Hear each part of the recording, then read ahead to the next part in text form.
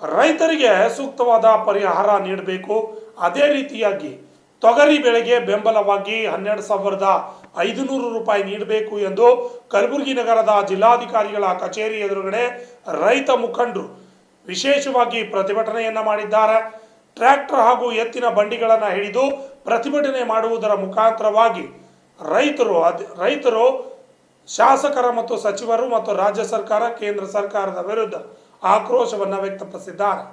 ನಗರದ ಜಿಲ್ಲಾಧಿಕಾರಿಗಳ ಕಚೇರಿ ಎದುರುಗಡೆ ಪ್ರತಿಭಟನೆ ನಡೆಸಿ ಆಕ್ರೋಶ ವ್ಯಕ್ತಪಡಿಸಿದ ರೈತ ಮುಖಂಡರು ರಾಜ್ಯ ಸರ್ಕಾರ ಮತ್ತು ಕೇಂದ್ರ ಸರ್ಕಾರಗಳ ರೈತರ ಬೆನ್ನಿಗೆ ನಿಲ್ಲಬೇಕು, ರೈತರಿಗೆ ತೊಗರಿ ಮೇಲೆ 12,500 ಬೆಂಬಲ ಬೆಲೆ ಕೊಡಬೇಕೆಂದು ಆಗ್ರಹಿಸಿದ್ರು.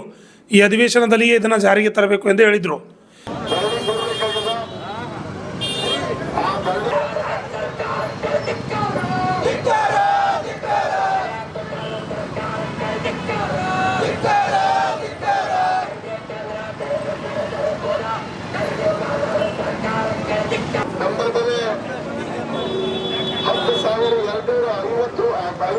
ರೂಪಾಯಿ ಆಗ್ತಾ ಇರೋದು ಅಷ್ಟೇ ಅಲ್ಲದೆ ಸ್ವಾಮಿನಾಥನ ಆಯೋಗದ ಗಮನದಲ್ಲಿ ಅದಲ್ಲ ಇಲ್ಲಿ ಆಗುವ ಬೆಲೆ ಏರಿಕೆ, ಮಾರುಕಟ್ಟೆಯಲ್ಲಿ ಆಗ್ತಾ ಇರುವ ಬೆಲೆ ಏರಿಕೆ ಅತಿ ಹೆಚ್ಚಾದ್ದರಿಂದ ನಾವು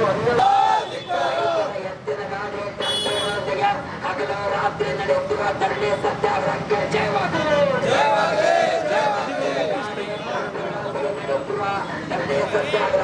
ಈ ಒಂದು ಪ್ರತಿಭಟನೆಯಲ್ಲಿ ವಿಶೇಷವಾಗಿ ಟ್ರ್ಯಾಕ್ಟರ್ ಮೂಲಕ ಹಾಗೂ ಎತ್ತಿನ ಬಂಡಿ ಮೂಲಕ ಪ್ರತಿಭಟನೆ ಮಾಡಿದ್ದು ವಿಶೇಷವಾಗಿತ್ತು.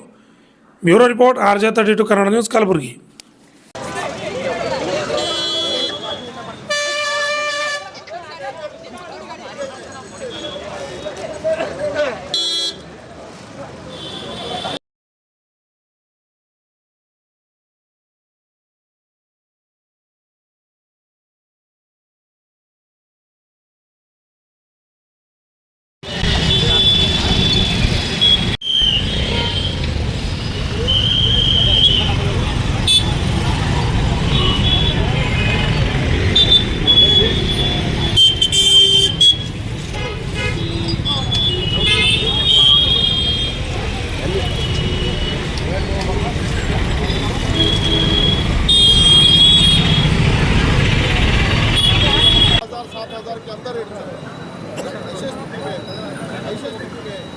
किसान बचेगा कैसे, किसान कर्जा वापस करेगा कैसे, सभी बातों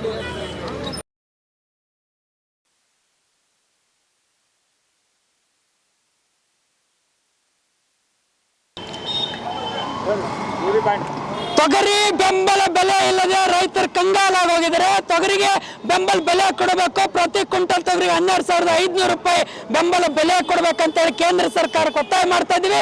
ಸಾಲ ಮನ್ನಾ ಮಾಡ್ಬೇಕಂತಕ್ಕಂಥ ಮಾತನ್ನು ಆಗ್ರಹ ಮಾಡ್ತಾ ಇದ್ವಿ. ಕಲಬುರಗಿ ಜಿಲ್ಲೆಯಲ್ಲಿ 47 ಜನ ರೈತರನ್ನ ಆತ್ಮಹತ್ಯೆ ಮಾಡ್ಕೊಂಡಿದ್ದಾರೆ. ರೈತರನ್ನ ಕೊಟ್ಟಿರ್ತಕ್ಕಂಥ ಕೊಲೆಗಾರಿಕೆ ರಾಜ್ಯ ಮತ್ತು ಕೇಂದ್ರ ಸರ್ಕಾರ ಇವತ್ತು ತೊಗರಿಯ ನಾಡಿನಲ್ಲಿ ಇವತ್ತು ಯಾವುದೇ ಕಾರಣಕ್ಕೂ ಬೆಳೆ ವಿಮೆ ಬಿಡುಗಡೆ ಮಾಡಿಲ್ಲ. ರಾಜ್ಯ ಸರ್ಕಾರ ವಿಶೇಷ ಅಧಿವೇಶನ ನಡೆಸ್ತಾ ಇದ್ದಾರೆ. ವಿಶೇಷ ಅಧಿವೇಶನದಲ್ಲಿ ರಾಜ್ಯ ಸರ್ಕಾರ ತೊಗರಿ ಬ್ಯಾಳೆ ಉಡ್ತಕ್ಕಂಥವ್ರು, ಉಳ್ಬೇಳೆ ಉಡ್ತಕ್ಕಂಥವ್ರು, ಕರಿಬೇಳೆ ಉಡ್ತಕ್ಕಂಥವ್ರು 1 ಕ್ವಿಂಟಲ್ ತೊಗರಿಗೆ 1,000 ರೂಪಾಯಿ ರಾಜ್ಯ ಸರ್ಕಾರ ವಿಶೇಷ ಅಧಿವೇಶನದಲ್ಲಿ ಈ 1,000 ರೂಪಾಯಿ ಇನ್ಸೆಂಟಿವ್ ಘೋಷಣೆ ಮಾಡ್ಬೇಕಂತಕ್ಕಂಥ ಮಾತನ್ನ ಆಗ್ರಹ ಮಾಡ್ತಾ ಇದೀವಿ. ಅದರಲ್ಲಿ ಪರಿಹಾರದಲ್ಲಿ ಅತಿವೃಷ್ಟಿಗೆ ತುತ್ತಾಗಿರ್ತಕ್ಕಂಥ ರೈತರಿಗೆ ಪರಿಹಾರದಲ್ಲಿ ತಾರತಮ್ಯ ಮಾಡಿದರೆ ತಕ್ಷಣ ಎಲ್ಲಾ ರೈತರಿಗೆ ಸಮಾನಾಗಿ ಪರಿಹಾರ ಕೊಡಬೇಕು. ಬಿಜೆಪಿ ಆಗಲಿ, ಕಾಂಗ್ರೆಸ್ ಆಗಲಿ, JDS ಆಗಲಿ, ಜನ ಚುನಾಯಿತ ಪ್ರತಿನಿಧಿಗಳು ಕಲ್ಯಾಣ ಕರ್ನಾಟಕದ ಭಾಗದವರು ಎಲ್ಲರೂ ಕೂಡ ಅಲ್ಲಿ ವಿಶೇಷ ಅಧಿವೇಶನದಲ್ಲಿ ಟೇಬಲ್ ಗುದ್ದಿ ಮಾತಾಡಿ ತೊಗರಿ ಬೆಳೆಗಾರರ ಬಗ್ಗೆ ಧ್ವನಿ ಎತ್ತಿ ಇನ್ಸೆಂಟಿವ್ ಘೋಷಣೆ ಮಾಡಬೇಕು. ಇಲ್ಲ ಅಂದ್ರೆ ಅವ್ರು ಯಾವ ಪುರುಷಾರ್ಥಕವಾಗಿ ಅಧಿವೇಶನ ನಡೆಸ್ತಾ ಇರತಕ್ಕಂಥ ಮಾತನ್ನು ಒತ್ತಾಯ ಮಾಡ್ತಾ ಇದ್ದೀವಿ. ತೊಗರಿ ಬೆಳೆಗಾರ ನೆರವಿಗೆ ರಾಜ್ಯ ಮತ್ತು ಕೇಂದ್ರ ಸರ್ಕಾರ ಬರಬೇಕು ಅಂತಕ್ಕಂಥ ಮಾತನ್ನು ಆಗ್ರಹ ಮಾಡ್ತಾ ಇದ್ದೀವಿ. ಎತ್ತಿನ ಗಾಡಿ ಟ್ರ್ಯಾಕ್ಟರ್ಗಳನ್ನ DC ಕಚೇರಿ ಮುಂದಗಡೆ ಬಿಟ್ಟು ಇವ್ರು ಇನ್ಸೆಂಟಿವ್ ಘೋಷಣೆ ಮಾಡೋವರೆಗೂ ನಾವಿಲ್ಲಿ ಹೋರಾಟನ ಕಲ್ಲಲ್ಲ ಅಂತಕ್ಕಂಥ ಮಾತನ್ನ ಆಗ್ರಹ ಇಂದು ಜನವರಿ 22ರಿಂದ ಕಲಬುರಗಿ ಜಿಲ್ಲಾಧಿಕಾರಿ ಕಚೇರಿ ಹೊರಗಡೆ ಸಂಯುಕ್ತ ಕಿಸಾನ್ ಮೋರ್ಚಾ ನೇತೃತ್ವದಲ್ಲಿ ಈ ಭಾಗದ ಕಲ್ಯಾಣ ಕರ್ನಾಟಕ ಭಾಗದ ವಾಣಿಜ್ಯ ಬೆಳೆಯುವಂಥ ತೊಗರಿಗೆ ಕನಿಷ್ಠ ಬೆಂಬಲ ಬೆಲೆ 12,000 ರೂಪಾಯಿ ಕೊಡಬೇಕಂತೇಳಿ ಒತ್ತಾಯಿಸಿ ಹಾಗೂ ರೈತರ ಸಂಪೂರ್ಣವಾದಂಥ ಬ್ಯಾಂಕ್ ಸಾಲ ಮನ್ನಾ ಮಾಡಬೇಕು. ಅತಿ ಮಳೆ ಬಂದಿರೋದ್ರಿಂದ ಎಲ್ಲ ರೈತರ ಬೆಳೆಯುವಂಥ ಬೆಳೆಗಳು ಎಲ್ಲ ಕುಚ್ಕೊಂಡಿವೆ.